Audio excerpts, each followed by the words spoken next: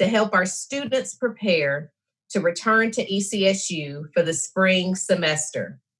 We are excited for the new year and the possibilities of every great thing that all of you will bring to our Viking community.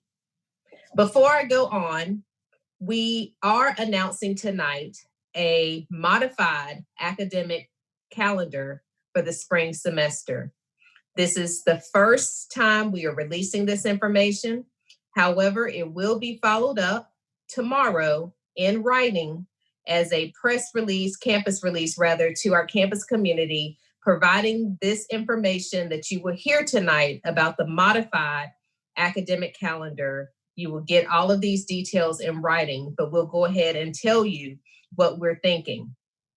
While we are looking forward to welcoming all of you back to campus, we continue to make adjustments to take necessary precautions to continue to keep you safe and healthy on our campus. As we look at the growing number of COVID cases, as we've heard our governor speak about the increase across the state of North Carolina and beyond, we have discussed very vigorously the modification to the academic calendar that will put us in better position to welcome you back. This modification will provide more time for you to have your tests done before you return to campus. This is especially important because we know that some people were gathering at Christmas and at New Year's and over the holiday break. And we want to make sure that any possibility of a COVID case arising as active, that we have those detected, you do so rather, before you come to campus. And so our modification for the academic year for spring, we are going to delay the spring semester by 1 week. This is hot off the press. You're the first to hear it. And we're going to put it in writing. So we are going to delay the spring semester by 1 week.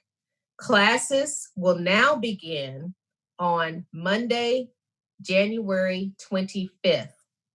Let me repeat that. Classes will now begin on Monday, January 25th. We are moving from the initial date of January 19th to now January 15th for the start of classes. That also means that we are making adjustments to the move-in schedule for residence life. Those of you who are moving on campus, coming back to campus and moving into our residence halls, that adjustment will take place as well. And we are moving that adjustment and having students move back January 20th through 24th.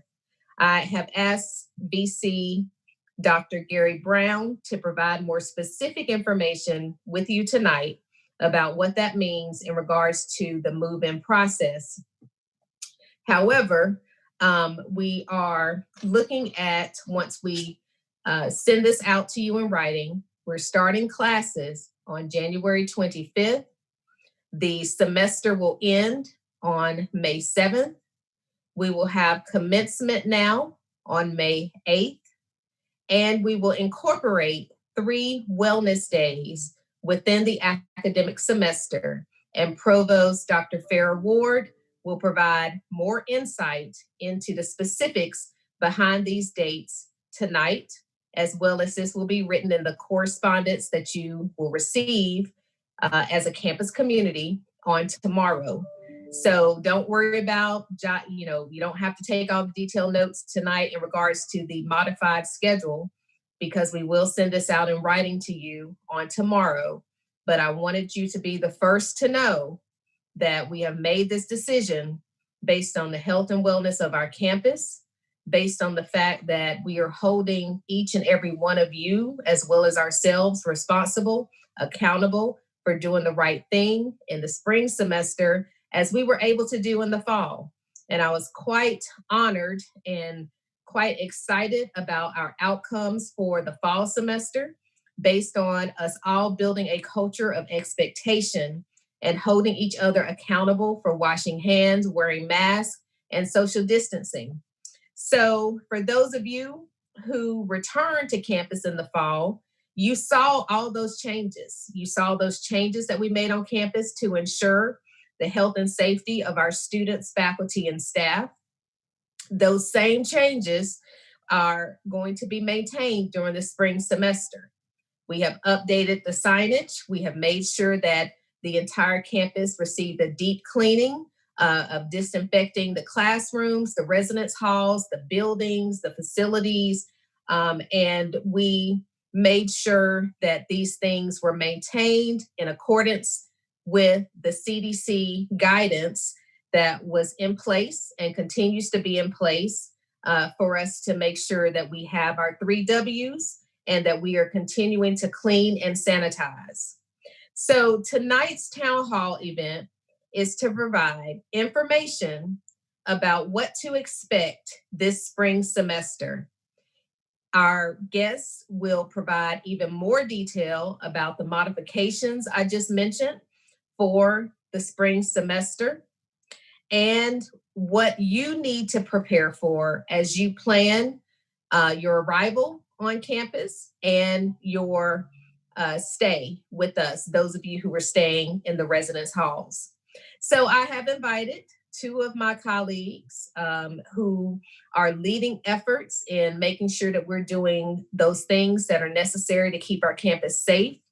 They're on the ground, they're interacting with students, they're leading faculty, staff, and they are providing great insight so that we are making decisions based on data and science. And we want all of you to continue to help us to build this culture of expectation where we are holding each other accountable. So first, my colleague, my provost, Dr. Farrah Ward, and my Vice Chancellor, Dr. Gary Brown, Vice Chancellor for Student Affairs, we'll be talking about these things that I mentioned in more detail, and we will be taking questions tonight. Some of you submitted questions prior to tonight's town hall. Thank you so much. We will address those questions. If you were unable to submit your questions prior to the start of tonight's town hall, you can still do so. It is not too late. So if you hear something tonight, you want more clarification, please email us during this town hall meeting at Viking, no S, Viking Compass, COMPASS at ECSU.edu. I'll say that one more time. Viking, no S, Viking Compass, COMPASS at ECSU.edu. At any time during this town hall, you may submit your questions to that email address. We will answer questions immediately after you hear from Provost Ward and Dr. Brown. I'll open the floor for questions that were submitted previously, as well as questions that are submitted during the town hall tonight. I will now turn over this presentation to Provost Ward to start us off with what we should expect from the academic side of the experience here at ECSU. Provost Ward. Thank you so much, Chancellor. As the Chancellor indicated, we will begin the semester 1 week late on Monday, January 25th, instead of Tuesday, January 19th. Please note that although we normally begin school on a Tuesday, this semester we will begin on Monday, January the 25th. Final exams will end on Friday, May 7th. And as the Chancellor indicated, we will still have commencement on Saturday, May 8th. In an effort to limit students traveling and thus reducing the exposure to COVID-19, we will not have a spring break this semester. However, we will observe 3 wellness days throughout the semester. These days will be intended for students not to have class or assignments due and there will be one day in February, another one in March, and then another day off in April. All of these dates will be identified in the correspondence that is sent out tomorrow. Similar to the fall semester, we will continue to have room signage indicating to promote social distance. There will be signs on the tables and the floor to indicate where students should sit. We have also allocated time between courses in a specific classroom to allow cleaning multiple times throughout the day. In terms of course delivery method, similar to the fall semester, courses will be delivered in a variety of formats. About 45% of our courses will be offered exclusively online.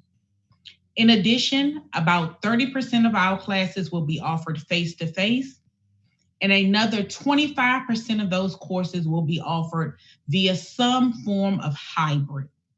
The hybrid formats include courses who may be on A/B days, where half the class attends on one day and another half of the class attends on another day, or hybrid where some days the class is offered face-to-face, and then on other days the course is offered remotely, maybe via the Zoom platform. In terms of the spring semester offerings, the spring 2020 semester offerings has been finalized. At this time, no additional online courses will be offered. In order to allow students to make modifications to their schedule, we have reopened the pre-registration system. Students may log into Banner and make any necessary accommodations to their schedule. Pre-registration will remain open until Wednesday, January 20th. And so students may make any necessary modifications that they would like. I do understand that some students may wish to enroll in all online courses for the spring semester.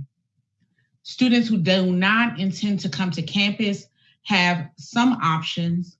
First, they have the option of modifying the schedule as I just indicated above. Students who need specific courses that may not be offered online at ECSU for the spring may take courses via UNC Online. Since ECSU is part of the UNC system, students who are enrolled in classes at ECSU for the spring semester will have the option to take courses through UNC Online at another UNC institutions. Students wishing to take these courses online must complete a transient study form and get approval prior to enrolling in the course. It is imperative that students complete the transient study form before enrolling in the course, because completion of the transient study form will ensure that the course they're taking at another UNC institution is equivalent to the course that they should be enrolled in here at ECSU, therefore making the transfer of that course back to ECSU seamless. If students have documented illness or a need for specific accommodations, they may request one by contacting Felicia Brown, Director of Student Accessibility Services, at 252-335-3642. Again, if a student has a documented illness or need for an accommodation, they may request it by contacting Felicia Brown, Director of Student Accessibility Services, at 252-335-3642. They will need to submit a request form and provide appropriate documentation in order to receive an accommodation. Please note that students receiving an accommodation will not necessarily have their courses converted to an online course, but they will be provided appropriate accommodation so that they may receive their course material remotely without having the requirement to attend campus. There are 3 specific questions that I did not answer above, and so I'll read the specific questions that were submitted and then provide an answer to those. One question was, a student is receiving financial aid and they are not returning back to campus for the spring semester, but want to enroll only part-time. So they are not going to be enrolled as a full-time student. I was under the impression that as a student, I had to be registered for full-time to receive financial aid. This is not true. Students do not have to be enrolled as a full-time student for the spring semester in order to receive financial aid. Full-time is 12 credits or more. So again, students do not have to be enrolled in 12 credits or more for the spring semester in order to receive financial aid. Although students who are enrolled less than 12 credit hours, so less than full-time, they may require an adjustment to their financial aid award. So you may not receive the exact amount that you received when you were enrolled full-time. It will be adjusted down if you are enrolled, say, only for part-time 6 credits. However, I encourage that individual to reach out to our financial aid office to ask specific questions about how their financial aid will be affected if they are not enrolled as a full-time student. To contact your financial aid advisor, please call 252-335-3283. Again, to contact financial aid, 252-335-3283. A second question I received was, what would be the COVID-19 safety protocol for those who apply for work study for the spring semester? Some work study positions have transitioned to allow students to work 100% remotely off campus. Work study positions that are on campus will follow social distancing protocols, including the requirement that masks must be worn at all times, sanitation of workstation as appropriate, and maintaining at least 6 feet distance when at work. For additional questions involving work study, students may also reach out to financial aid again at 252-335-3283. And then the last question I received was regarding purchasing textbooks. An individual did not want to necessarily sign up for book rental, but wanted to purchase textbooks on their own. The question was, does a student have to wait until they receive their syllabus in order to know what the textbook is for a specific course? The answer is no. Students may find out their textbook for a specific course right now. In order to determine what your textbook will be for a course, students should go to www.ecsushop.com. www.ecsushop.com. Simply click on textbooks, enter the semester, the course prefix, and the course number, and you will see the book identified for that course. Those are all of the questions that we received so far. Of course, I will entertain any additional questions at the end of this town hall. Thank you so much, Chancellor. Thank you so much, Provost Ward, for providing that insight. Just as a reminder to those of you who are listening in to this virtual town hall tonight, we would like for you to submit your questions to Viking Compass, Viking, no S, Compass, COMPASS @ecsu.edu. If you submit your questions on YouTube chat, we cannot see those questions, and we want to answer your questions tonight. So those of you who may have submitted questions on YouTube chat, please write those questions to Viking Compass, no S with the Vikings, Viking Compass @ecsu.edu, so that we can answer your questions tonight. Thank you so much, Provost Ward. Now we're going to move over to Vice Chancellor Dr. Gary Brown, Vice Chancellor for Student Affairs, to provide insight on what students should expect with move-in and any additional information he has regarding keeping our campus safe. Dr. Brown? Thank you, Chancellor. Good evening, Vikings. As has already been shared with you tonight. We have determined that reentry testing will be required for all residential students, and we are strongly encouraging all of our commuter students to take advantage of reentry testing requirements as well. The move-in process will be facilitated over a series of days beginning January the 20th and concluding on January the 24th. The process calls for mandatory health screening, health pre-screening, and negative COVID-19 test results. These test results can be provided the day of move-in, but they must show that your results have been communicated to you not more than 3 days prior to your arrival to campus. If you do not have test results to provide, Student Health Services will conduct re-entry rapid testing prior to your being cleared to proceed to your residence hall. Let me reiterate, you must complete both the pre-screening and have a negative COVID-19 test result before you will be allowed to proceed to your residence hall. Students have already received or should be expecting to receive detailed instructions on when your scheduled return date for move-in will be. Because of this shift, we will be communicating those dates to you early next week. So please be looking in your university issued email as you will receive communication from your community director as to the specific date and time of your move-in for the week of January 20th through the 24th. If the pre-screening process is not completed adequately or your COVID-19 test returns positive, students will not be allowed to move into their residence hall assignment. Instead, you will be required to return home to quarantine for the recommended time frame based on CDC guidelines.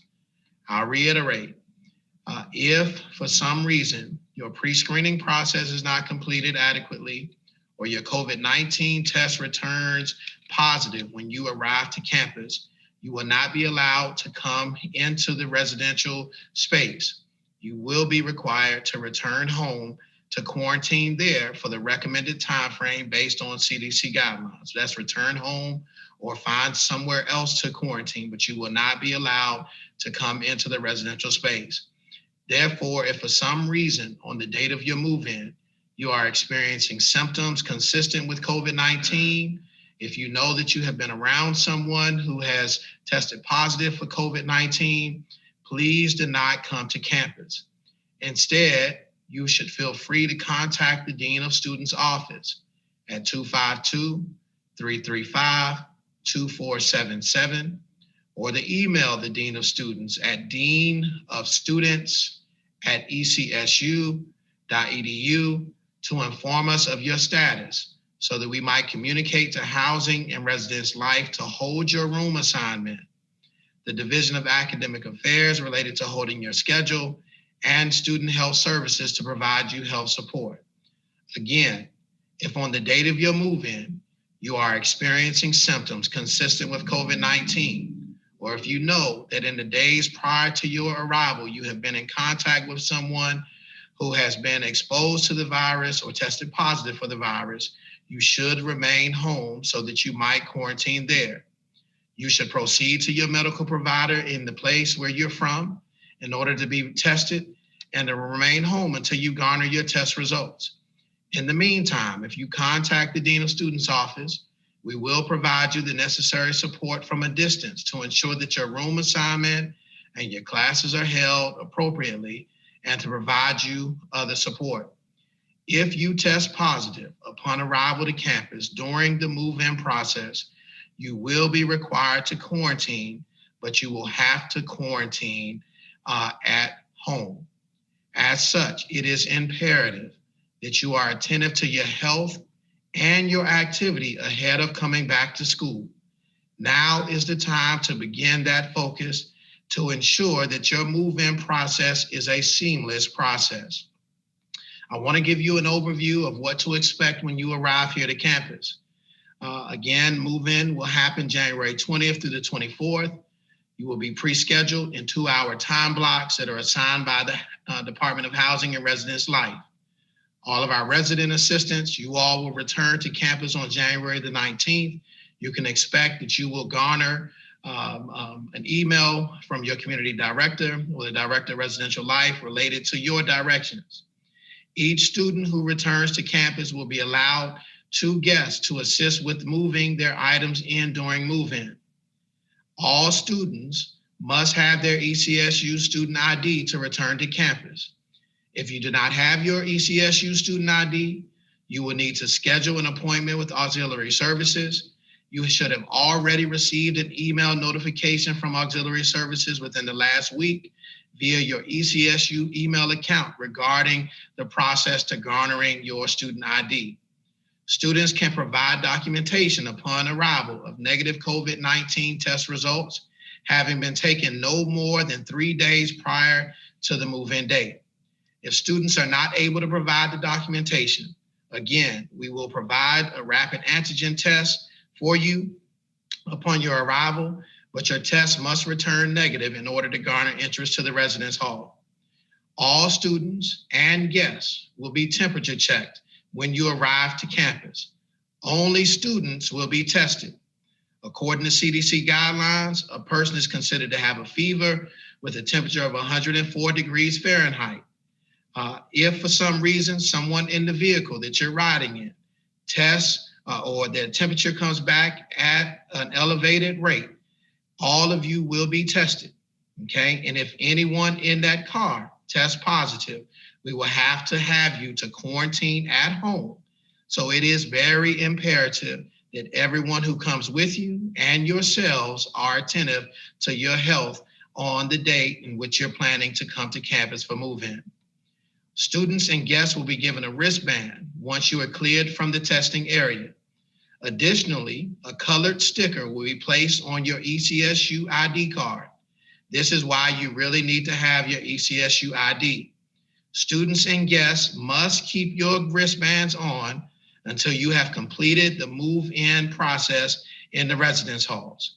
You will not have access to the residence hall if you do not have a wristband or a colored sticker. That is our way of knowing that you have been adequately tested so that we can ensure that our environment is safe for everyone involved. If you cannot make your scheduled appointment due to some sort of issue, then you are to reach out to the Dean of Students office as has already been directed. Please contact student accounts if you have not been cleared financially. In order to move into your residence hall, you must have been cleared financially, tested on campus, or received a negative test result within 3 days prior to your date of move-in, and received the wristband and the sticker. Ahead of time, this is very important. We need you to download the Navica app on your phone prior to arriving to campus. You can go to the App Store on your iPhone or on the Google Play Store on your Android phone. And the app, the name of it is Navica. That's Navica.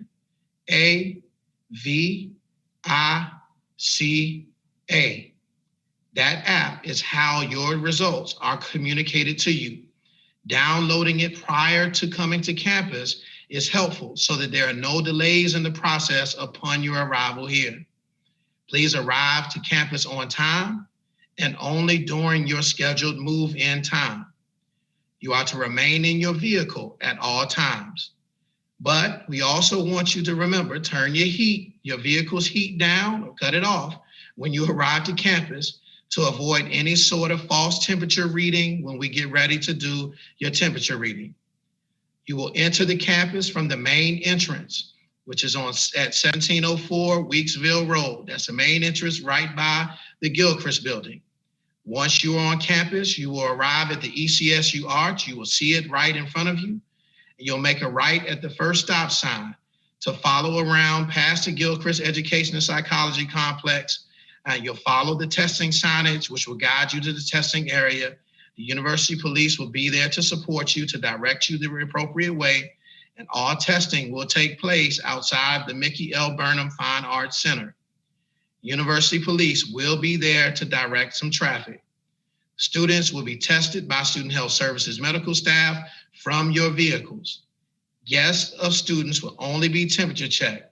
And so you won't be tested unless your temperature is elevated if you are a guest of a student. After being tested, staff will direct students to the holding area of the parking lot until results are confirmed, and your results will be delivered via the Navica app within 15 minutes. If you receive a negative result and the temperature of the guest is normal, your students and the guests will be given a wristband. The sticker will be placed on your ID card, and that will allow you to move into your particular residence hall and to move about the rest of campus. Again, any positive test result will result in a student's immediate quarantine requirement at home and not on campus. We have an obligation to ensure that we have the necessary spaces on campus to quarantine our students. We cannot afford for those spaces to fill up when we first arrive. And so we recommend that you are very attentive to your health prior to your arrival. All standard protocols related to positive tests that occurred during the semester will be followed just as we did in the fall. So if you test negative, you move into the residence hall, and in the process of the semester, you find yourself experiencing symptoms, you find yourself testing again, that test result comes back positive, we do have quarantine space at that time to be able to work with you, okay? Now, we are also providing testing services for commuter students. And you are strongly encouraged to take advantage of this. Testing and review of documentation of commuter students' information will occur on the following days. Saturday, January the 23rd, from 1 o'clock p.m. to 5 o'clock p.m. And Sunday, January 24th, from 10 a.m. to 5 p.m. Commuter students can provide documentation of negative COVID-19 test results, having been taken no more than 3 days prior to the first day of class. If you're not able to provide the documentation, a rapid antigen test will be administered to you upon your arrival to campus, and test results will come back, and if they're negative, great. If not, then you will be directed to quarantine at home for the selected amount of time. Again, Vikings, it is very important that we remember our accountability to each other, that we make good decisions. There were some questions that came in prior to tonight's meeting, and some of those questions were about how safe one would be on campus if others made decisions that were outside of the expectations that have been set. Please note that there is an executive order that the governor of the state of North Carolina has issued. That executive order requires people to be at home after 10 o'clock. After 10 o'clock p.m., no one is to be out and about, just kind of riding around, having a good time or anything like that. And you should be trying to stay in as much as you possibly can so that you can mitigate the spread. Now, please understand, all of you made some really great decisions for the most part during the fall semester. You allowed for each and every one of us to have a very successful semester. We did have a few issues here and there with students making decisions that would have negative impacts on the fuller community. We will continue to take the steps that we took before related to the implementation of the Student Code of Conduct should we find that individuals are not following the guidelines that have been set forward. It is our hope that you all will hold each other accountable just as you always have done, and that you remember to make very good decisions. I think, Chancellor, at this time, those are all of the comments that I have at this point. Thank you so much, VC Brown, Dr. Brown. We appreciate that very thorough update on what students and their families, parents, family members, guests should expect in the move-in process. Questions are coming in. That's great. That's what we're here for, to make sure that you get your questions answered to the best of our ability. Do note that we are accepting questions as we speak right now live. We just need you to email those questions to Viking Compass, Viking no S, Viking Compass, COMPASS @ECSU.edu. Okay, so let's get into some of the questions that are coming in that the provost and VC Brown have not already addressed in their remarks. First question I see is, I already purchased my ticket for next week and cannot change my ticket date. Is the school going to reimburse it? I'll turn that to VC Brown to address. So for students who may be in that sort of situation, I would like for you to email Dean of Students at ecsu.edu, provide your name, your contact information, and we will certainly follow back up with you related to what type of support that we may be able to provide there. We will consider those sort of requests on a case-by-case basis, okay? So I will tell you that we have made some plans to address some of those things, but we need to be able to speak directly to you so we can understand your circumstances before we can make some decisions. So email Dean of Students at ecsu.edu or call 252-335-2477. And our Dean of Students will certainly be responsive to you as you make that communication. Thank you, VC Brown. The next question is, can the COVID-19 test results be 4 days instead of 3?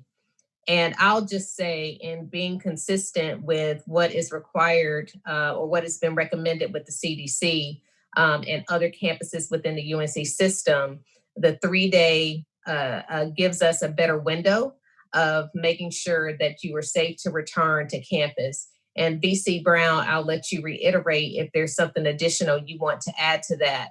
But we are extending a week. One reason is because we have heard from students that it has been difficult or lines have been long in obtaining the COVID test. And so this gives you an additional week to have your COVID test administered and within that 3-day window. VC Brown, do you want to add anything to that? No, Chancellor, I think you have said it. I'll just say that our expectations are in line with best practice and standards that our sister institutions are also extending as well. And so 3 days is as far as we can go to ensure that we actually have a clear picture of what's happening on our campus. Thank you, VC Brown. Our next question is, what day do we need to go for the student to take the COVID test? And what about the orientation fee? How do we move it to financial aid? So I'm guessing the question is about, I'm not sure if this question is about what day you need to go in the place of your residence or what day the test will be facilitated on campus. But if the question is about what day to take it in the place where you currently live, we can't really answer that question for you. That's a question that is better asked to the health professionals who you are working with in your own community. But we can say that there will be on-site testing on the date of your move-in. We are encouraging you, though. This process will work a whole lot more seamless if you go get tested prior to your arrival to campus. And if those test results are communicated to you within 3 days of your particular move-in date. I will tell you that the rapid antigen test, the rapid test, comes back in 15 minutes everywhere, okay? The PCR test, which is a little bit more of a sensitive test, it typically takes about 48 hours for the test results to come back. And so if you take a PCR test, generally those test results will come back within 3 days. So 3 days prior to your arrival on campus, that's a good day for you to be able to take that sort of test. If you take a rapid test, then you can take that 3 days prior to your arrival to campus, and we will accept those results as well. But the big thing to know is that we cannot accept any results that are older than 3 days old. Thank you, VC Brown. I'm sorry. Provost. Well, I'm sorry. Yeah, there was another part to that question. I there was another part about orientation fee. Yes. And financial aid. Yes. So there is a process that I believe is outlined in the orientation process. If there is a concern related to the orientation fee, you should be able to reply back to the orientation department and ask them that question in particular. There is a process that is in place for us to be able to do that, but you need to communicate directly with the individual who's been communicating with you about orientation. And the orientation director is the executive director for student engagement. As Mr. Farrah McGilvery. He's the one who has been coordinating with you and likely emailing you from a standard email address is for the office. So respond back to the email that notified you of either your confirmation about the orientation program or the email that was sent to you with orientation information. And that will be the way in which to get the ball rolling to get that process completed. In addition to that, with the financial aid part of that question, there is a form online where you can have your orientation fee moved to student accounts. And I just received that bit of information from our senior leader in the business and finance area. So go to the website. There is a form there that you can fill out regarding your orientation fee being moved to student accounts as well. And Provost, did you have anything additional to say about, okay. All right, let's move on to the next question. The next question is similar to what we just answered. It's in regards to an out-of-state student who has already paid for a flight, but VC Brown has mentioned, please email the Dean of Students your situation. These are going to be handled on a case-by-case basis with proof of purchase. But VC Brown, can you give that email address again, please? Because that question has been asked again just now. Yes, Dean of Students, that's DEANOFSTUDENTS at ecsu.edu. Thank you, VC Brown. The next question is, with move-in date pushed back, do students have to take the COVID test again? Yes, we did already answer this one. We need a 3-day prior to your move-in date. So the COVID test should state the dates on the COVID test results. It should be within that 3-day window prior to your move-in date. Our next question is, my bill isn't right, and I've been contacting and trying to correct it, and I haven't had any luck connecting with someone to get it resolved. What do I do next? So let me answer that question. I want you to contact my Vice Chancellor for Business and Finance, Lisa McClinton, and her phone number is 252-335-3665 for the student who asked that question, so that we can make sure that whatever questions you have regarding your bill, that's taken care of. And so please do that. She is expecting your call, because I did reach out to her. And student accounts, just as a FYI to everyone, student accounts is working and they're on campus. They are open. So feel free to contact them via phone, email. They're there if you're having any trouble with your bill. The next question is, when will we be moving onto campus? I went to get my COVID testing, thinking we were coming back on the 14th. Okay, that one we've answered. We have modified the schedule. You will be moving back on campus between January 20th and 24th. Someone from the Student Affairs area, Dr. Gary Brown's area, will be contacting you to schedule your move-in date. And so plan to move back in between January 20th through the 24th. Classes will start on Monday, January 25th now. So we have pushed things back an additional week to give our students and their families more time to come prepared to move in on campus based on the requirements that we have discussed tonight and the CDC guidance that we have received. So be sure to use this extra week to get these things done that Dr. Brown mentioned. Is this new move-in date set in stone? Yes, it is. It is set in stone, and it will be provided tomorrow in writing to our entire campus community. So everyone who is listening in tonight will receive an email with the details that we have discussed tonight. You will have that in writing so that everyone is aware of how we are moving forward. Has the mold issue been resolved in university suites? My son dealt with this issue at the beginning of the fall semester. That issue has been resolved. I'll ask VC Brown to provide even more detail about that situation. That had nothing to do with COVID. That situation was basically due to the fact that where we are located, we are in the valley of the hurricanes.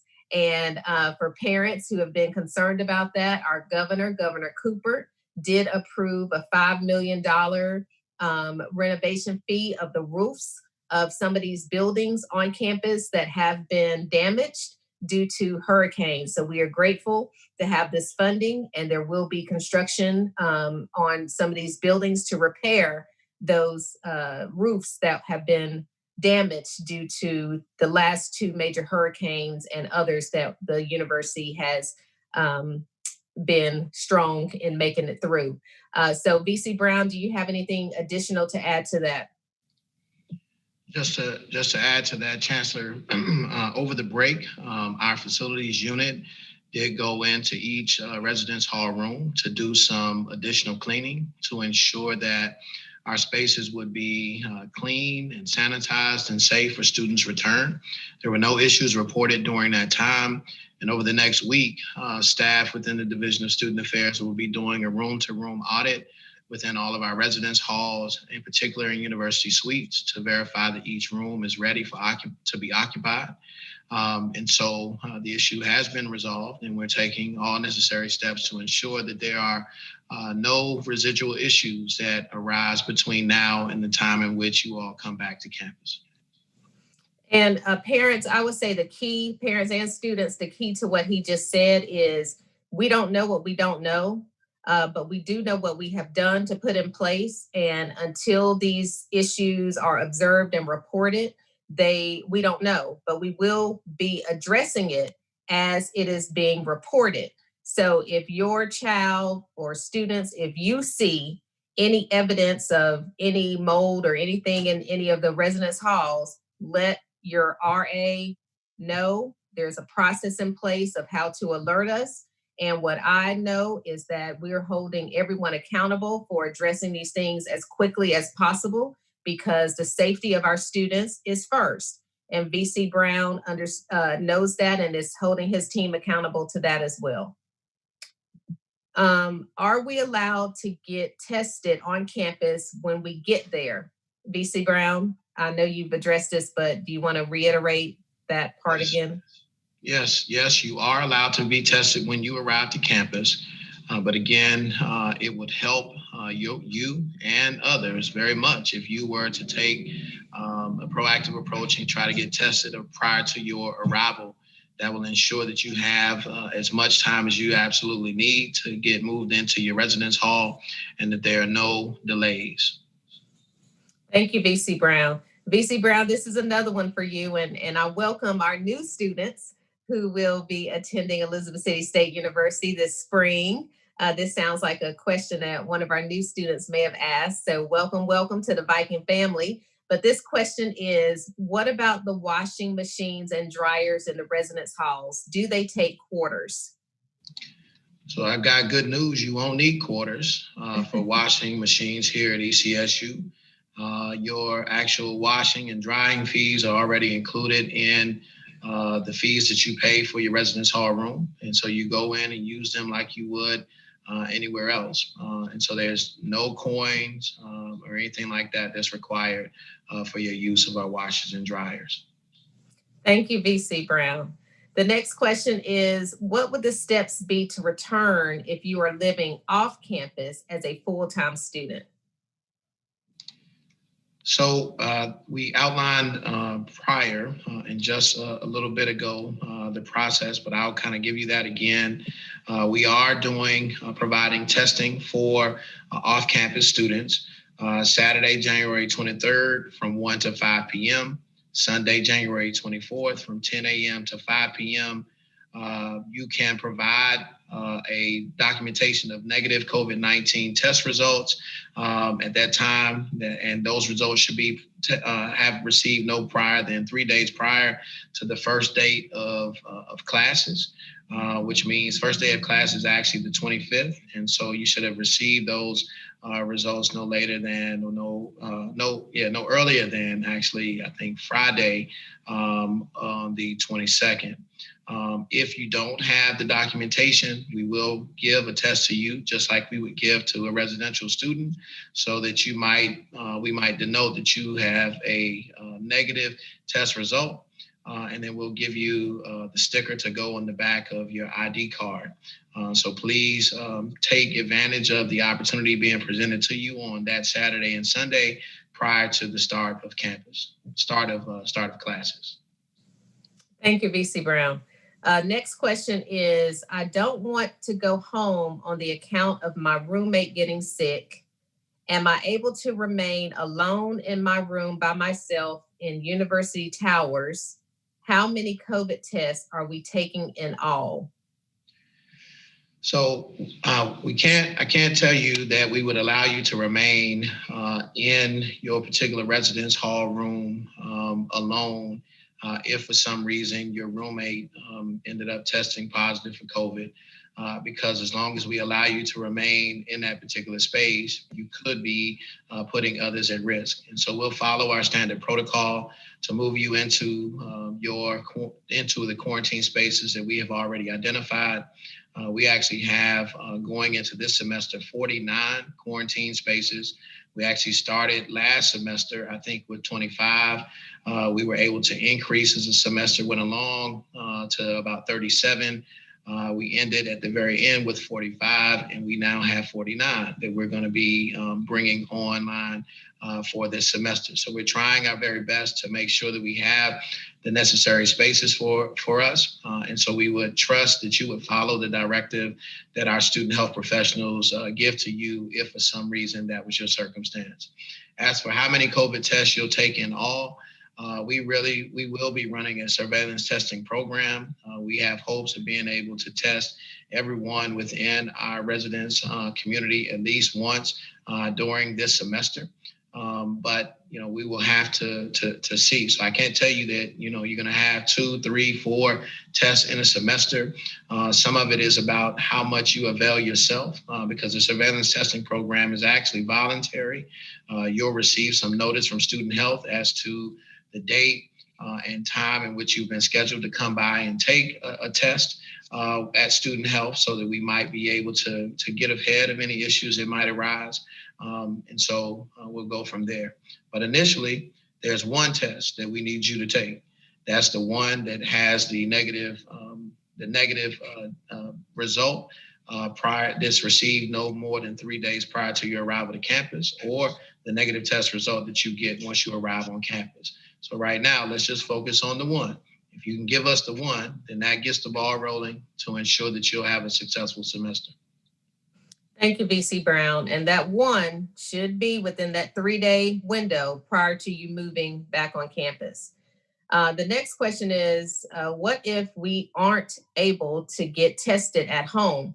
So this is one of the reasons that we are pushing back our start date for a week, because we have heard some of these situations that are going on in counties in North Carolina as well as beyond. We are in close contact with the Department of Health as well as the State Department of Health office with Dr. Mandy Cohen through the UNC system. We are aware that there are some counties that are not testing if you're asymptomatic.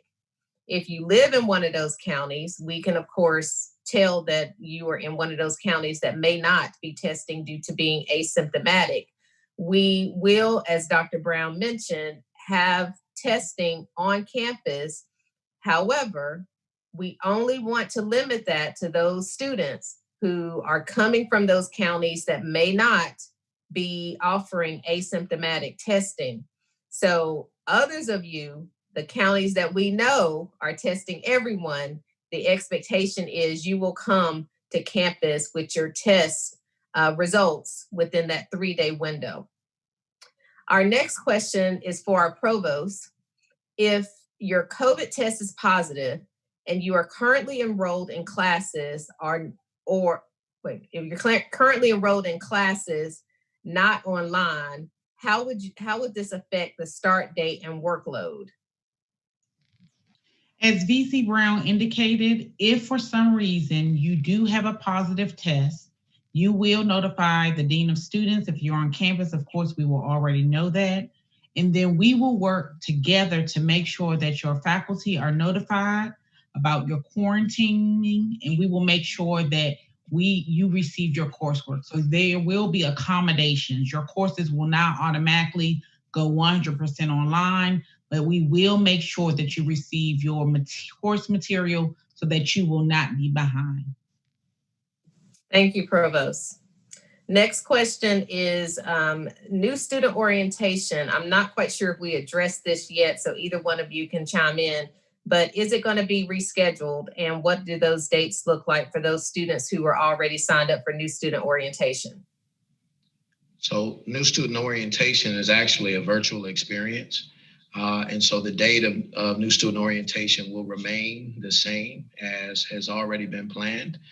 So please follow the directions that have been sent to you, to your university email address. If you have questions about orientation specifically, you can email orientation@ecsu.edu, and you will receive a response right away. Thank you, VC Brown. Will there be a vaccination program provided by the school as vaccines become available to the public? At this point, the UNC system is not having campuses involve themselves in providing vaccines for the public or for the campus communities at this time. However, there are local hospitals, health departments, and other places where the vaccine will be available, and that information will be provided as it becomes available. But as of now, no, ECSU will not be providing vaccines for COVID-19. This will be something that if that information is needed, we will, of course, put it on our Viking Compass website. And we'll also be listing some places that provide the vaccine for those who choose to have the vaccine administered. We'll make sure to have that on the Viking Compass website as well for information purposes. How will dining work with the new safety protocols? VC Brown? So we're not really making much shift in terms of our dining expectations. We have de-densified the seating.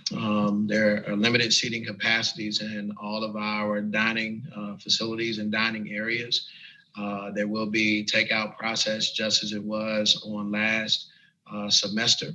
And we really will be adhering to the stated guidelines as specified by the governor's executive order.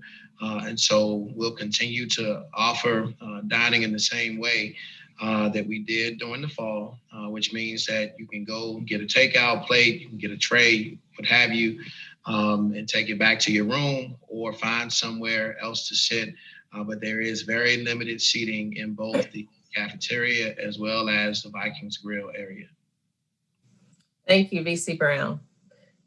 This question is a little off the topic of COVID, but I'll answer it. Is there a plan in motion for use of the recent $15 million donation? First, I have to say we are so grateful and thankful for Mackenzie Scott's $15 million donation to Elizabeth City State University. We will be good stewards of this donation. We will make sure that the university is financially stable for the future, and we will also make sure that our students receive an enhanced experience at ECSU, our faculty, our staff as well. So we're excited about this, and great things are coming to ECSU, And I look forward to experiencing all of this with our Viking family. Can someone guide me through the steps on how to apply for housing? Yes. And so I have just gotten a text from our director, Res Life. We want you to go to Inside ECSU, then click on Residence Life, and there's a link there to apply for housing. You may also call 252-335-3761 if you prefer to make a phone call to be walked through the steps. Thank you, VC Brown. My test is this Friday. Do I have to get tested again to make the 3-day window? Yes, because move-in has been pushed back a week. So that means you need to test 3 days before you are scheduled to move in, and move-in will take place January 20th through the 24th. So your test has to show that it has 3 days prior to your scheduled move-in date. Next question, what days are meant for commuter students to show a negative test? That is January 23rd from 1 to 5 p.m. That's Sunday, January 24th from 10 a.m. to 5 p.m. Thank you, VC Brown. As a commuter student, do I need to drive to school on Saturday the 23rd, 1 to 5, and Sunday the 24th, 1 to 5 to deliver COVID test results, or can I email them to the school instead? VC Brown? So we would prefer that you bring the test results. If you're close enough where you can get to campus, we would prefer you bring the test results, one, so that we might be able to verify that they are actually your test results. That's one. And two, because we do want to give you some indicator that you have successfully completed the process, which is why you need your ECSU ID, and then we'll place a sticker on the back of your ID for you. Okay, thank you. What are the protocols to get cleared to come back to campus? Provost, this may be yours, I believe. Go ahead. Yes, in order for students to get cleared, they have to either pay their bill completely.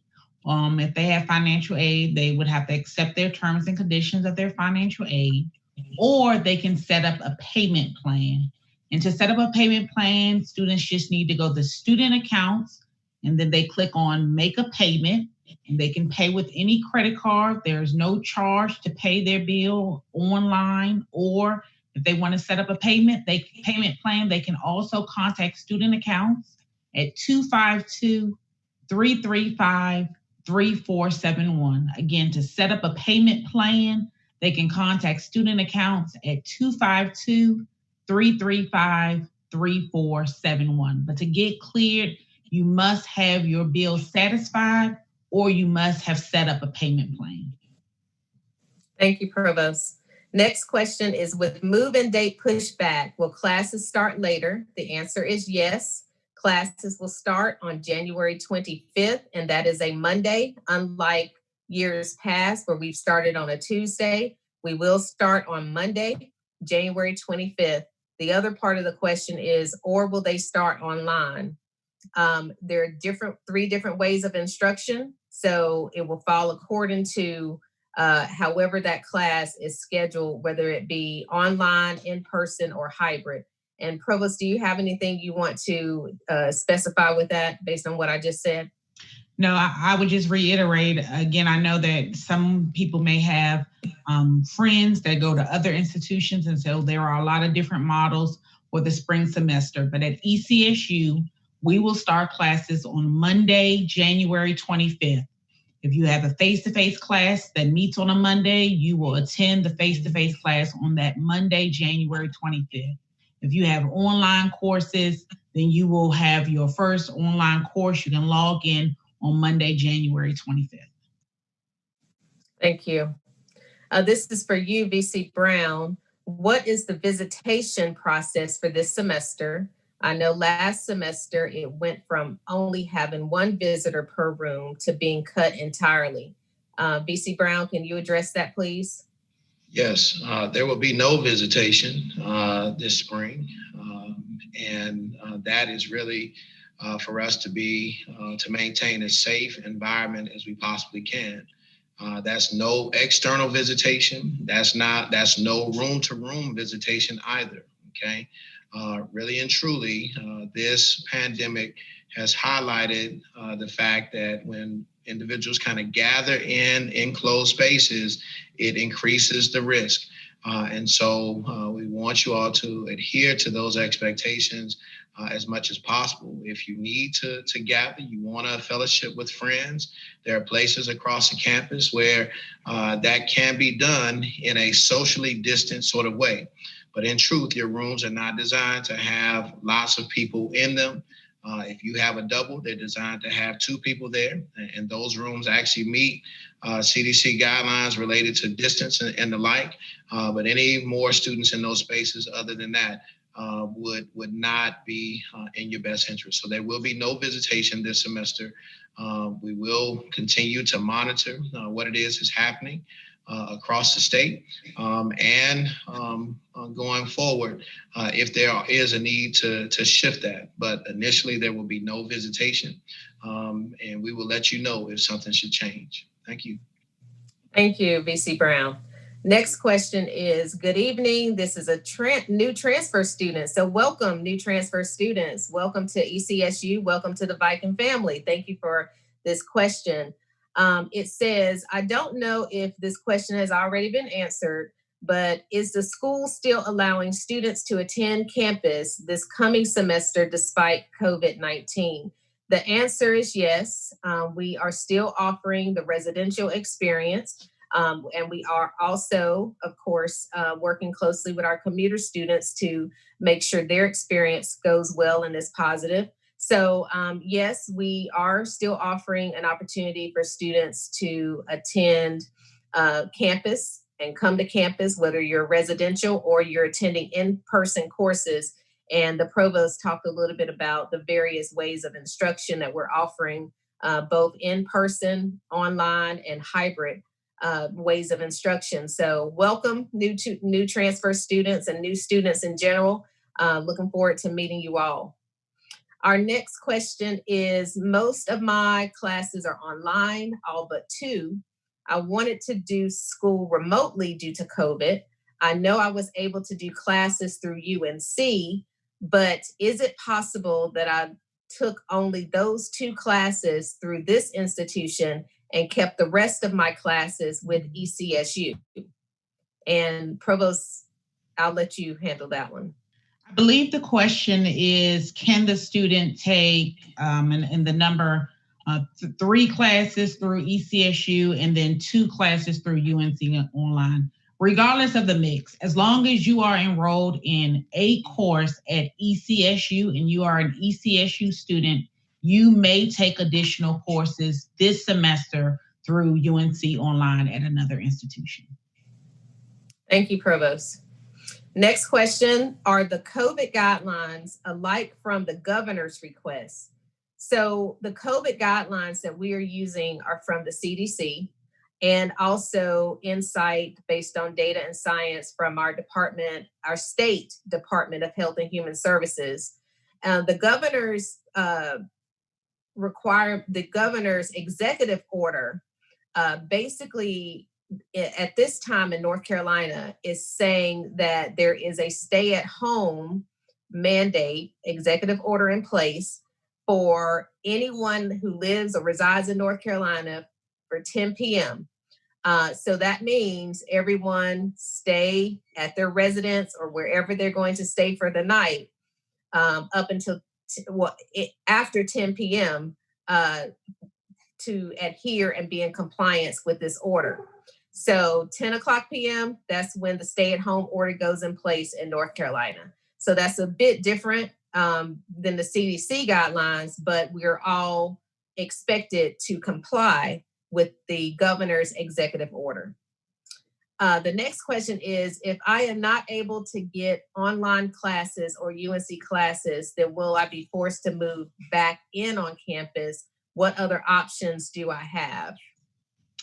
As I indicated previously, the spring schedule is already set in stone. So If unfortunately your course is not offered online or it is not offered through UNC Online, then the only other option would be if you have a documented accommodation, need for an accommodation, then you may contact Felicia Brown, who's the Director of Student Accessibility Services, at 252-335-3642. You can submit your documentation, and then she will determine if you will receive an accommodation for your course.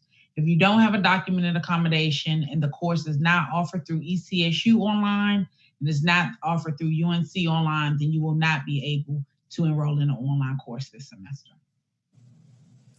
Thank you, Provost. Next question is, can you complete new student orientation without a negative COVID test? Per Dr. Brown's update, new student orientation is a virtual orientation. So if you have tested positive for COVID, you should be in your quarantine space. So you will be able to join virtually our new student orientation. The next part of that question is, when will I receive my ID? And Dr. Brown, did you want to add to the first part, and will you answer the second part as well, please? Yes. So as the Chancellor said, new student orientation is fully virtual, so it doesn't require a negative COVID test. In terms of your ID, Auxiliary Services is the department who is responsible for your ID. There was information sent to each student's email address within the last week directly from Auxiliary Services. I'm told that email had lots of detailed information about how you can receive your ID, how you can schedule appointments if you have lost or misplaced or broken your ID. And so please go back into your university issued email, check that email out related to what Auxiliary Services has said about your ID. If for some reason you are not able to find that information, feel free to give us a call tomorrow or to email us at Dean of Students at ecsu.edu. So that we might be able to connect you with the appropriate party to address your concerns. Thank you, Dr. Brown. Our next question, will you release information that provides where we can get tested for free? I looked at some places and the test was over $200. So we cannot provide information for every county in North Carolina and beyond in regards to other states our students are coming from. However, what I can tell you is that in most cases by counties, the Department of Health in that county will have something on their website or a number to call where they can provide insight on testing opportunities based on where you live. Another place you could go is the State Department of Health and Human Sciences website, where they will have a compilation of places that are offering COVID testing as well. So I agree with you. I would not spend $200. I would look at these other opportunities for free testing because I know they're out there across the state. You just need to look at those websites to see what those testing areas, where they are and when they offer as far as their hours each day. I know some of them are running commercials that are showing where testing is taking place for free and the hours that you can go. So keep that in mind and use this extra week, which is why we're given an extra week to do some of that research and try to find some places where you can be tested for free. The next question is, what if a student travels home on the weekend? Will they be required to test before returning back to campus? VC Brown? So we are strongly encouraging you when you come to campus for your official move-in date between January 20th and the 24th, make a decision that you're going to remain on campus, okay? We recognize that there are times that people do have to go home, that you do have to kind of go places, but we really, we can only control the environment in which we're in. And this is a safe environment, which is why we're front loading the semester with all the testing that we are facilitating.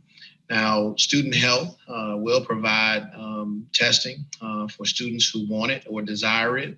If for some reason you go home for a weekend or something and you return and you believe that you need to be tested, and you certainly can schedule time with student health so that you might be tested. We're not going to be requiring you to be tested. We certainly don't even really truly have a way to control that. But it is important that you be responsible for your own health and for the health and health of others. Okay, we're all accountable to each other. So we would encourage you to make good decisions. We would encourage you to remain on campus as much as possible.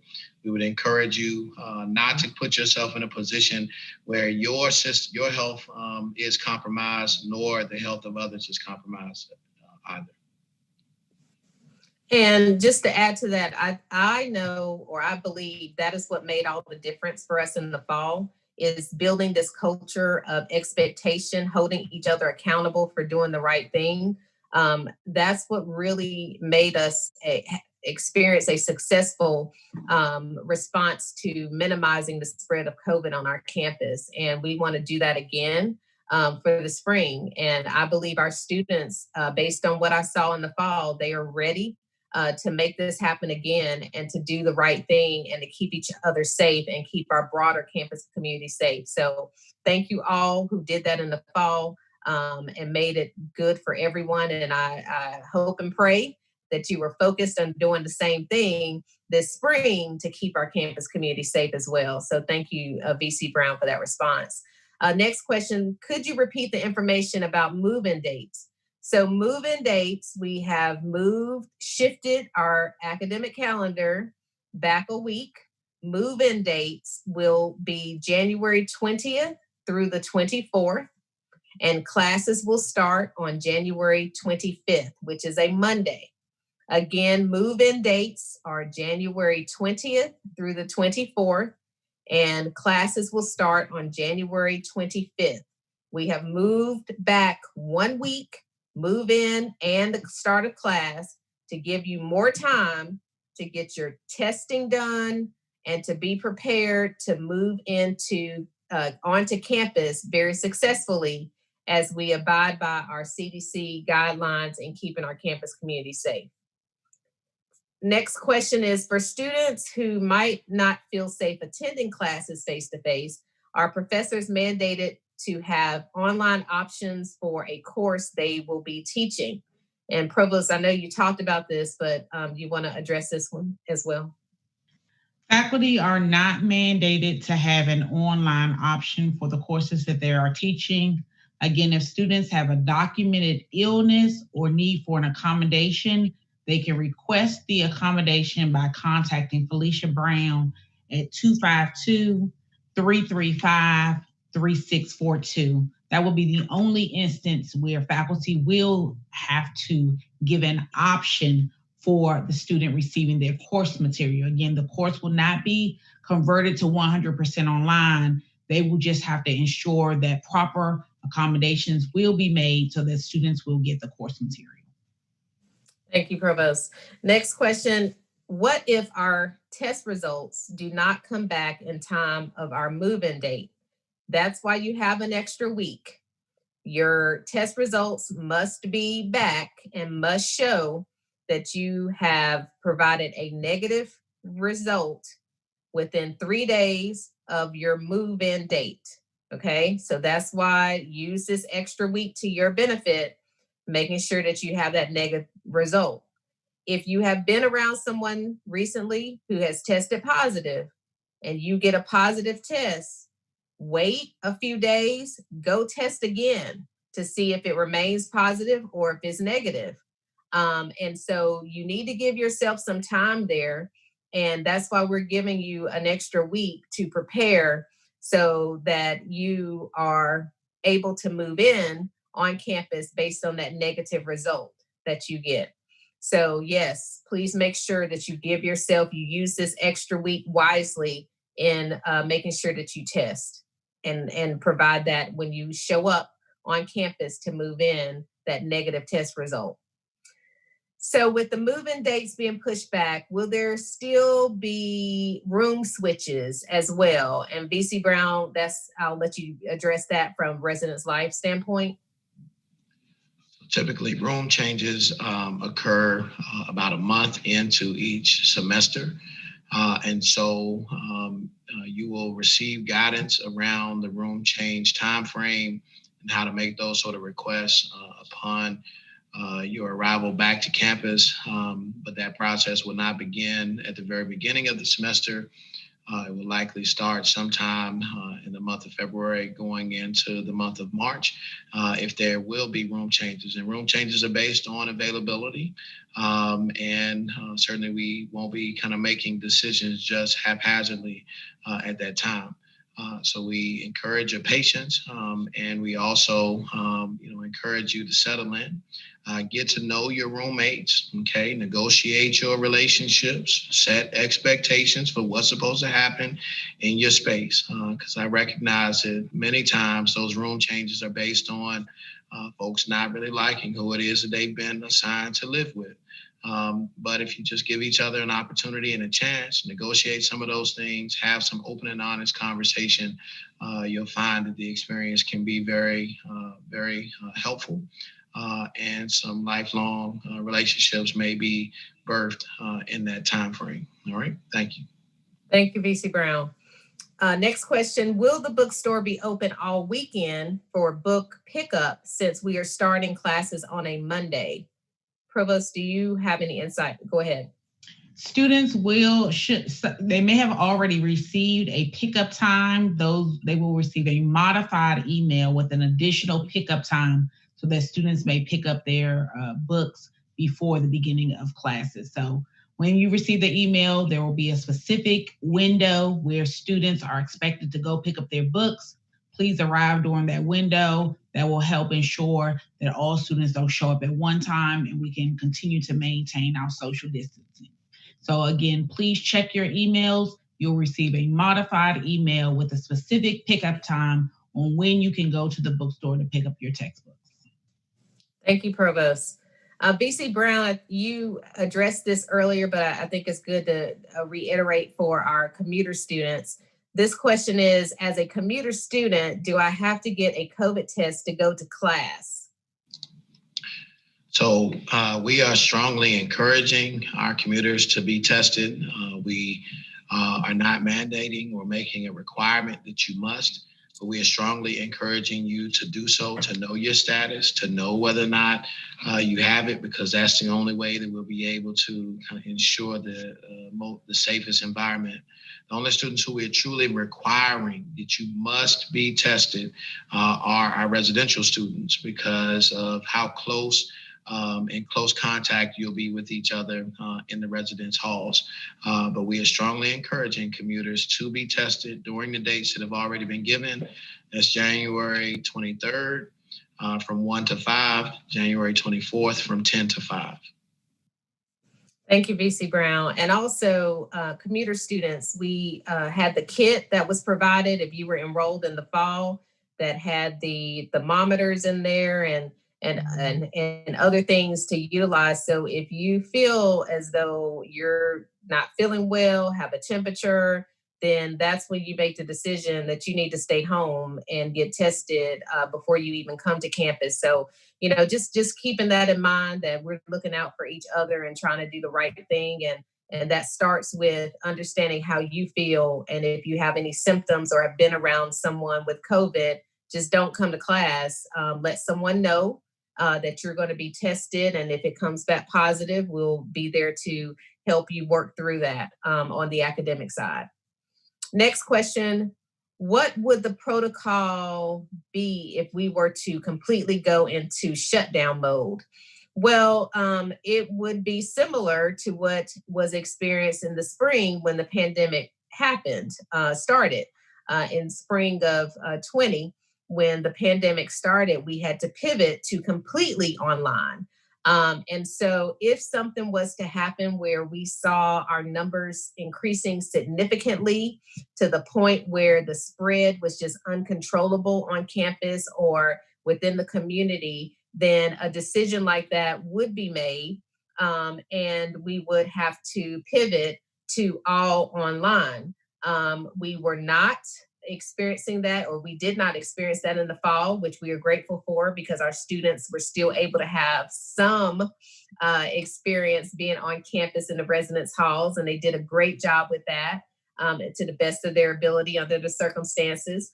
But if we see that we are seeing an increase in cases or within residence halls or within on campus, then yes, we will be looking at pivoting to completely online if that's the case. But we hope that is not the case based on what we saw in the fall.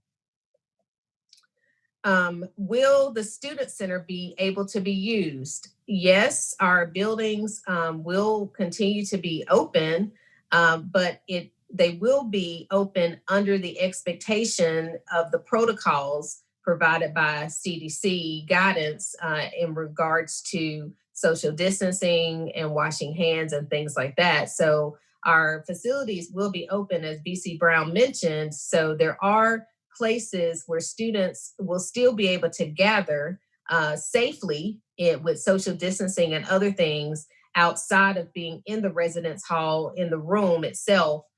So you will still have somewhat of a social opportunity to do some of those things. But, of course, we want to make sure, just as we did in the fall, that everyone's following the rules and the protocols and keeping each other safe, but still being able to have some type of social opportunity for our students to get to know each other and build this biking family that we all are so proud of. Okay, what do we have in place to help us get through the semester? We can't have visitors, nor do we have spring break. What can help students not have mental breakdowns during the semester? That is a great question, because what we know is the fact that this pandemic has definitely impacted people very differently. And what I mean by that is a lot of people are suffering from that impact from the standpoint of their mental health. What we have done is provided a significant amount of mental health programming and opportunities, virtual as well as some in person, to help students through this time of uncertainty and what we see as not being the norm that we're used to, and how we behave and how we interact with each other. So it's real, and we know and that our students, some of them are really having a hard time dealing with this, our faculty, our staff, and we're doing all we can to create a student experience that is mostly virtual, but still engaging and still provide some activity for students. And I have to commend BC Brown and his team, because they're at the front of this. I think they did a wonderful job in the fall under the circumstances. Our student body president, Mr. Jimmy Chambers, has been very active and very engaged in making sure that our students have some type of experience. And it's just hard. It's hard because students deserve what they feel like this college experience should be. And that's not what they have right now. And none of us can control that. We can only do what we can to make sure that we are paying attention to one another from the standpoint of encouragement and being there for one another and helping each other get through the pandemic and keeping us all safe. The numbers in North Carolina continue to grow, but we know that there was no transmission across the UNC system of COVID in the classrooms. And we know that a lot of the cases that occurred due to social gatherings outside of campus and social gatherings in rooms that should not have been permitted. And so the data, the science, the things that we learned from the fall, we are going to be putting in place and making sure that our students are safe. But we hear you, students. We know it's hard. It's hard on everyone. Things aren't the same, but this too shall pass.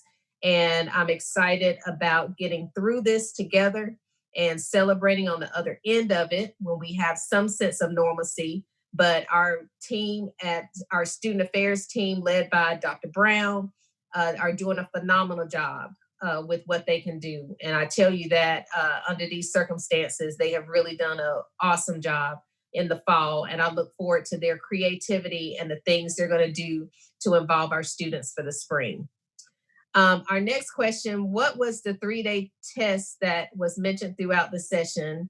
What do I need to do to have it done, where to have it done, and when to have it done by? So the 3-day test is a requirement for those students who are moving on campus. So those are residential students, that you must produce a negative COVID test 3 days prior to your move-in date. And if you do not produce a negative COVID test that states you took it 3 days prior to your move-in date, then you are not going to be able to move in. And if you come to campus and you do not have that negative COVID test and you test on campus and it comes back positive, you're going to have to leave and go home for the isolation period, the quarantine period, before you're able to come back. And we will work with you. Provost on the academic side, her team will work with you to make sure that you are keeping up with your academics. But it is the 3-day window that is going to give you that ticket back on campus if you are a residential student. Will the pass-fail option affect my eligibility for athletics? Provost? The answer to that is it actually depends. And so what I would suggest this individual do is contact ECSU's new Associate Athletic Director for Compliance. The gentleman's name is Jacob Mullins, and you can email him at jjmullins@ecsu.edu. Again, that's jjmullins@ecsu.edu. Email him directly, and then he'll look at your specific situation and determine whether or not you will be affected by opting into the pass-fail option if you are concerned about your athletic eligibility.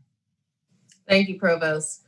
Next question, Dr. Brown, this one's for you. Is your ID appointment the same day as your original move-in date, or will it change? And I believe you said it will be modified. Is that correct? Yes, auxiliary services should be in contact with you related to whatever your move-in, your ID appointment date was. I don't know if those things were coordinated. And so what I would say is email back the individuals who confirmed your ID appointment so that you might then coordinate that on your own, because we don't know whether your date for your ID was coordinated with your move-in date, as your move-in date more than likely was set well before your ID appointment was set. Thank you, Dr. Brown. Next question. I am a biology student at ECSU. Was wondering if there has been any work towards getting those students to have the ability to be online, because I would really prefer having online experience this coming rather than coming onto campus. Is this semester an accelerated semester without any breaks? If so, will the school be offering another mental health day? Provost? So as I indicated previously, the spring schedule is set. And so if the course is currently not offered online for the spring semester, it will not be offered online this semester. Going forward, we have looked into additional science courses online. Again, that would not take place for the spring semester, but possibly in the future. We have purchased some lab software that does allow our biology faculty to do some of the labs virtually. But at this time, because of the requirement of the labs, the biology courses, if it indicates that they're offered face-to-face, that's how they will be offered. In terms of having breaks for the semester, I did indicate that we will not be having spring break. However, we will be having a mental health day every month. So there will be one in February, there will be one in March, and then there will be a third mental health day in April. So we will have 3 mental health days this semester. Thank you, Provost. Next question. My older sister is currently 24 weeks pregnant. I do not want to go home to get her sick. How will you help me? And Dr. Brown, I believe you wanted cases sent to the Dean of Students on a case-by-case basis, and we're here to help all of our students. So you want to say that Dean of Students email again or respond to that question in some way? Yes, the Dean of Students email address is deanofstudents@ecsu.edu. And it's a little difficult to answer that question because you're not required to go home. You certainly have a place to stay during the semester if you're a residential student.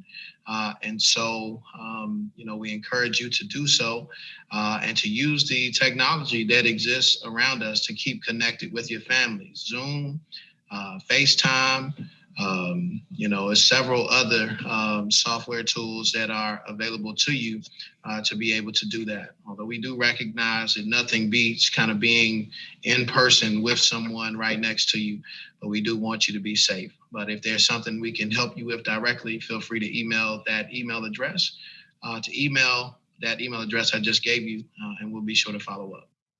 And I'll just reiterate that what Dr. Brown said, the UNC system campuses, most, well, if not all, are choosing not to have spring break just for that very reason, because what we want to do is create what we did in the fall, where we don't have students going back and forth and getting students on campus sick, getting their family members sick. So that's why the semester is designed the way it is, so that we get our instructional hours in without spring break, so that you're able to keep your family safe as well as keep our campus community safe. So somewhat of a bubble here, but we can't mandate that you cannot go home. But it's going to boil down to your individual decisions that you make, which goes back to what I said about holding each other accountable. And as Dr. Brown said, using social media and Zoom and other things to communicate with your family could definitely keep them safe and keep you safe. So, think about those things and be creative. But if you decide to go home, that is your decision. But we're strongly encouraging our students to stay on campus and not to go back and forth, so that we minimize the spread that way. Will I be able to register for my classes during orientation? Yes, during orientation, there will be a component where you will meet with your academic advisor, and at that time, you will receive your courses for the spring semester. Thank you. Another one for you, Provost. If you choose to take a class through the UNC system, does that require you, the student, to pay extra for said course, for the courses? As long as you are an ECSU student and enrolled in ECSU classes, if you decide to take a course through UNC online at another institution, you do not have to pay the additional fee. You will pay ECSU's tuition, ECSU's fees, and then you will be able to register for the course through UNC online and take it at any of our sister institutions. So there will be no additional charge to you. Thank you, Provost. Next question is, will students have to pay for shipping of their textbooks if they are not returning back to campus? Yes, students will have to pay to return their books back to campus if they decide not to return. Okay, thank you. Next question is, can we still move in our regular move-in date if we schedule the COVID test prior to that date? I move in on the 15th and I got my COVID test scheduled for the 14th. The answer to that is no, you cannot move in earlier. You will be reassigned a move-in date, and that move-in date will take place within the days of January 20th through the 24th. So I would suggest that you cancel your test as scheduled for the 14th, because when your modified move-in date comes, you're going to need to test 3 days before your move to have a test result that shows 3 days before your move-in date. So with the change in the academic schedule now, we're pushing things back, pushing the start dates back a week. So classes will start Monday, January 25th, and move-in now will take place January 20th through the 24th. This gives all of our students and campus community as a whole an extra week to have their testing done and results back, especially those who are moving on campus. Residential students, 3-day window. Your test has to show that your results are within the 3-day window of your move-in. And as Dr. Brown mentioned, those modified schedules for move-in will be sent out to all of you so that you are aware. Can more money be put into outside spaces like benches, chairs, even an outdoor volleyball court? We are working to enhance the student experience on campus. We've come a very long way with some of the things that have already been done on campus. And I'm excited about some other things we're going to be doing on campus to enhance our student experience. But I do encourage you to talk to our president of student government, Mr. Jimmy Chambers, and his executive team to talk a little bit about what some of those things look like. But I can assure you that we are moving in the right direction at ECSU, and the improvements that we have made on campus and are going to make, I believe you all are going to really be happy with the student experience. The next one is, will the fitness room reopen? BC Brown? So initially upon arrival, the fitness center will not be open. It will eventually open as we progress in the semester. But we will, continue to be attentive. We'll be sending out updates related to all things student engagement, all things fitness and wellness via Vikings Engage, as well as a student list moderator. So please be on the lookout for the announcements related to when the facilities will open, what the schedules will be, what the parameters will be of their usage. Thank you, VC Brown.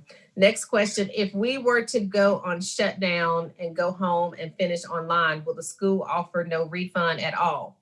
That's a good question, and we don't know yet, because when we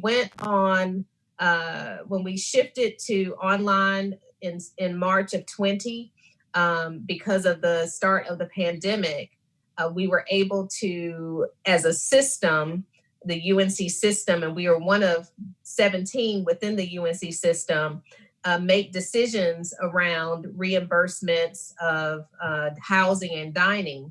And of course, that assistance also came from the federal government CARES Act. So it's difficult to answer that question right now, but I am sure, based on what we have seen in the past, if we get to that point of having to pivot, those decisions will be made. A lot will be taken into that as to where we are in the semester, how many days we have to finish it out, and other things that come into that methodology of making that decision. We will definitely let you know.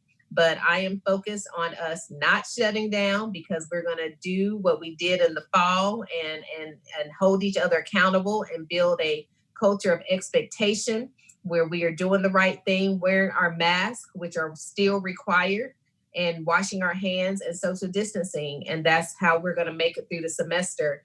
I'll just share that I had so many students, as I walked across campus, say, "Chancellor, don't send us home. Don't send us home."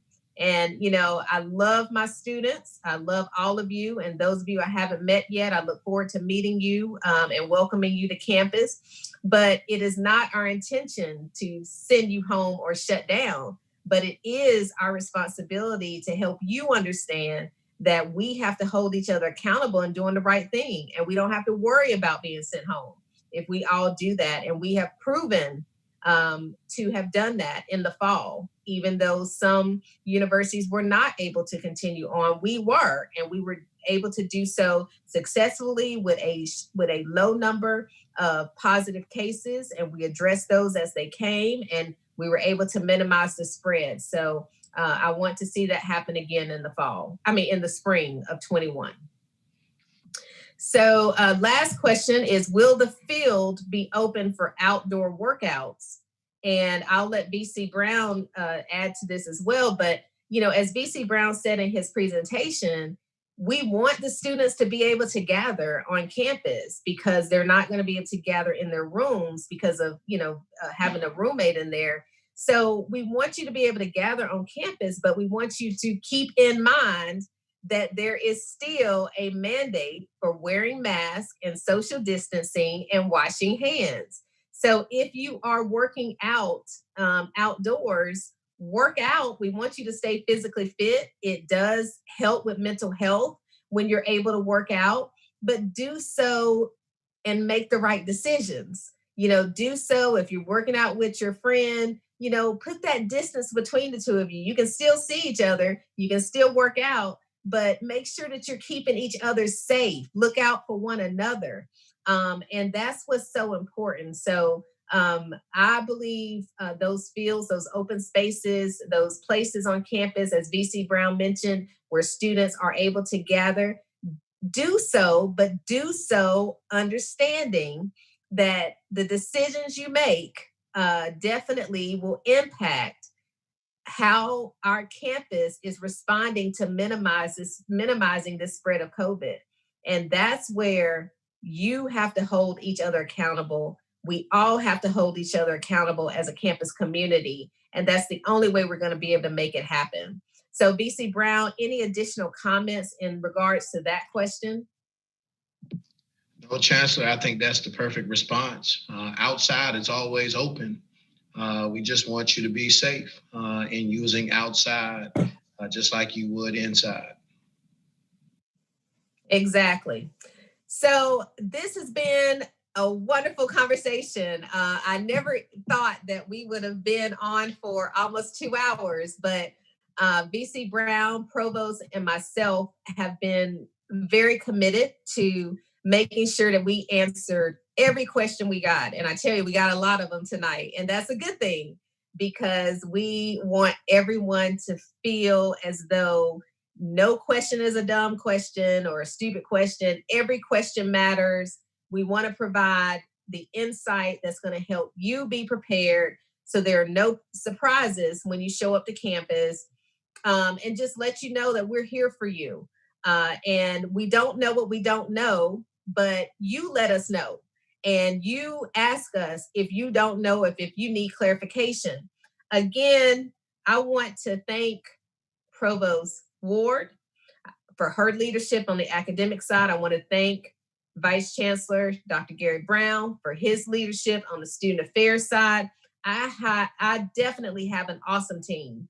And the things that we have been able to do at ECSU in 2 years, some people say it's miraculous. I say we have favor and we are doing what we can to make sure that our students have a wonderful experience, our faculty, our staff. We can't do this alone. It's going to take all of us to do it again this spring. We had a great semester in the fall. As Dr. Brown said, we had a couple of challenges, a couple of hiccups, but we made it through. And making it through is what it's all about. And Vikings are resilient. And we can get through this, and we are making our mark. And I'm excited to see what's to come at ECSU. But I just thank you for being engaged and these critical updates that were provided to you. We will send those out in writing. These guidelines and protocols are ever changing as it pertains to this COVID-19. But what's important is that we all stay on the same page. And that's why these virtual town hall meetings are so important. And it's important that we answer your questions in that same way. Just a reminder, the Viking Compass website is where you can find out anything about what's happening with COVID-19 on the campus of Elizabeth City State University. Go to that website if you have any questions. Parents, students, if you want to see what our numbers look like as far as active cases, everything is on that website. We are being transparent. We are letting you know. You can look at it. We're updating our data 3 days a week as far as active cases on campus and what we're doing, how many students or faculty or staff are in isolation, anything you can think of. We have that information there. And also remember to check your social media. If something comes up, if we have to pivot or if something changes, check your social media, check email, because I'm sending communiques out to the campus from the Chancellor's office from me. I'm going to send out one tomorrow with the details of what we discussed tonight in regards to the modification of the academic calendar for the spring. And we are going to continue on as we have as Resilient Vikings, and I'm excited about that. We're going to continue to follow CDC guidelines with especially being on campus in the classroom and the residence halls, and just keeping each other safe and healthy is the priority. I also want to thank all of our Viking parents and family members and our Viking students, our new Vikings that are coming on board in a couple of weeks, and welcoming you to the Viking family. Thank you all for a wonderful semester in the fall. And for those of you who are coming to us for the first time in the spring, get ready, because we're going to make the best out of this situation despite what we're dealing with here. We're going to be committed to making the best out of the situation and doing all we can to enhance this experience. So again, I look forward to seeing all of you in a few weeks, but thank you all and have a blessed night and Viking Pride.